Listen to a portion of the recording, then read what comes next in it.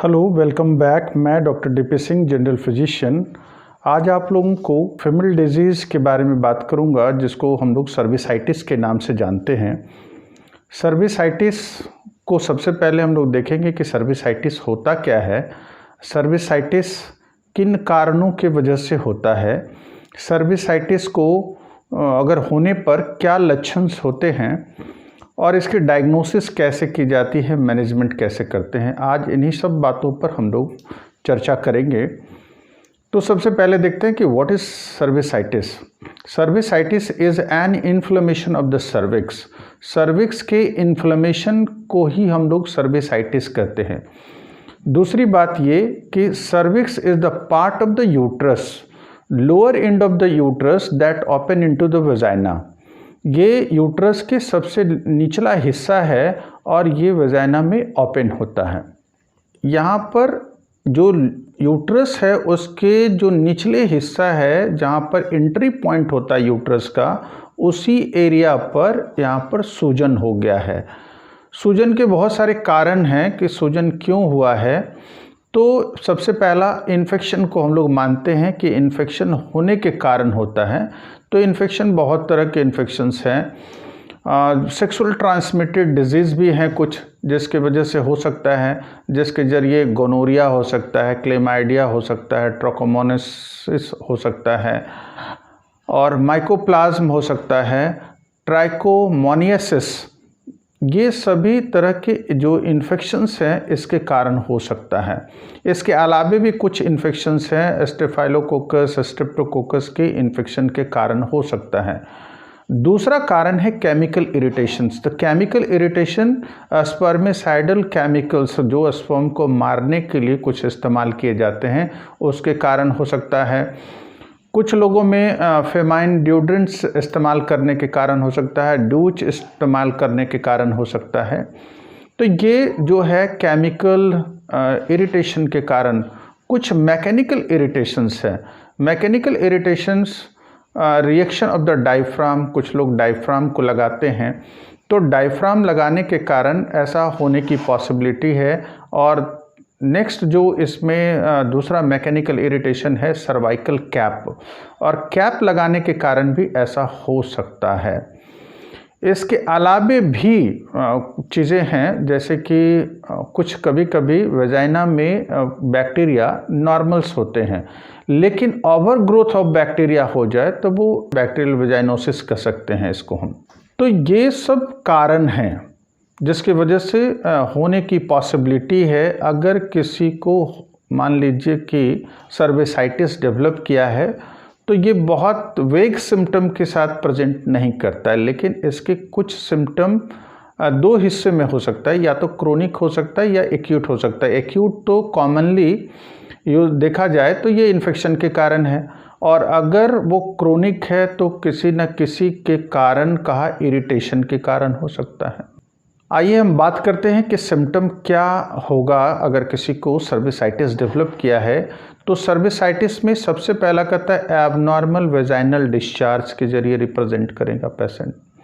दूसरा है कि वेजाइनल ब्लीडिंग के जरिए रिप्रेजेंट कर सकता है। ब्लीडिंग आफ्टर सेक्स हो सकता है, पेनफुल सेक्सुअल इंटरकोर्स हो सकता है, वेजाइनल इरिटेशन हो सकता है एंड फ्रीक्वेंट यूरिनेशन हो सकता है। इतने सारे चीज़ें होने की पॉसिबिलिटी है अगर किसी को सर्विसाइटिस डेवलप किया है तो। अब यहाँ पर बात करते हैं कि अगर किसी को ऐसा सिम्टम आ रहा है तो वो क्या करे। अब ऐसा सिम्टम आने पर वो किसी गायनेकोलॉजिस्ट से संपर्क करना चाहिए, जो कि वो देख करके पता कर सकते हैं कि ये एक्चुअली हुआ क्या है, ये सर्विसाइटिस है या फिर किसी और कारण से ब्लीडिंग के हैं। यहाँ पर जब वो गायनेकोलॉजिस्ट स्पेकुलम के जरिए, एक इंस्ट्रूमेंट है स्पेकुलम जो कि वजाइना के अंदर डाल दिया जाता है, और उसके बाद देखा जाता है upper, lower and side wall of the vagina कि इन्फ्लेमेशन हुआ है कि नहीं। दूसरा है कि सर्विक्स में इन्फ्लेमेशन है कि नहीं, इसलिए कि जो हेल्दी सर्विस होते हैं उसके नॉर्मल लुक होते हैं, वहाँ किसी तरह का इन्फ्लेमेशंस नहीं होता है, किसी तरह के डिस्चार्ज नहीं होते हैं, वहाँ पर ब्लीडिंग नहीं होते हैं।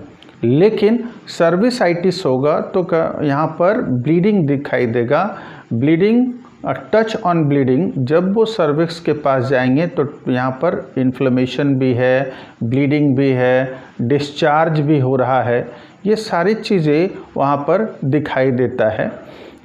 इसके जो वेजाइनल वॉल हैं वहाँ पर भी इन्फ्लेमेशन दिखाई देता है। इसीलिए स्पेकुलम के जरिए गायनेकोलॉजिस्ट इसको देखकर कंफर्म करते हैं कि ये सर्विसाइटिस एक बार कंफर्म हो जाता है कि अगर ये सर्विसाइटिस है तो क्या इन्वेस्टिगेशन कराया जाए जिससे कि हम लोग, तो यहाँ पर गायनेकोलॉजिस्ट ड्यूरिंग एग्जामिनेशन कुछ जो वेजाइनल डिस्चार्ज है उसको निकाल करके लेबोरेटरी भेजते हैं कि इन्फेक्शन कैसा इन्फेक्शन है, इसको कंफर्म करने के लिए। दूसरा है रूटीन एग्जामिनेशन ऑफ यूरिन के जरिए भी इन्फेक्शन को पता करते हैं कि यूटीआई तो नहीं है। ऐसे समय में यूटीआई होने के भी चांसेस लोगों के होते हैं। अब यहाँ पर बात करते हैं कि अगर किसी को ये सारे लक्षण मिल रहा है कि ये सर्विसाइटिस है तो कैसे उसको ट्रीट करें। तो सबसे पहला बात यह है कि यहाँ पर एंटीबैक्टीरियल, एंटीफंगल और एंटीवायरल जो ड्रग्स के कॉम्बिनेशन है उसका इस्तेमाल किया जाता है, जो गायनेकोलॉजिस्ट लोग प्रिस्क्राइब करते हैं। नेक्स्ट है कि यहाँ पर हाइजीन को मेंटेन किया जाता है कि प्रॉपर वे में हाइजीन हो।